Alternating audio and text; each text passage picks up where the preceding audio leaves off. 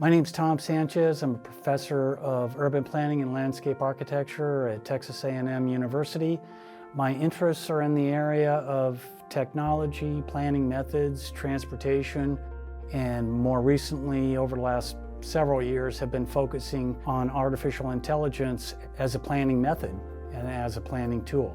So the first course is what is generative AI and why it matters to urban planning. And this course is really an introduction. An important part of it is really terminology, kind of some basic concepts and what generative AI is and what its connection to planning could be.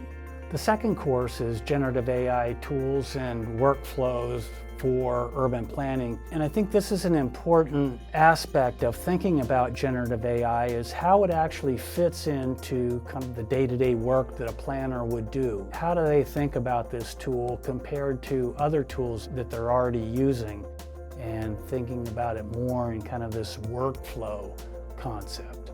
And the third course is enhancing public participation with generative AI, a specific application of generative AI and an important one for urban planners. So how can we use these tools to engage the public and use it as a tool of communication?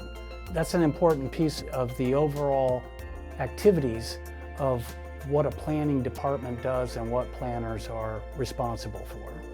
And the fourth course is Generative AI, Ethics, and the Future of Urban Planning. The emphasis really here is on ethics and equity as part of using generative AI tools and making certain that we incorporate those concerns throughout the implementation and application of AI. And a lot of that comes from the fact that we still have a lot to learn and that we want to be careful in that process.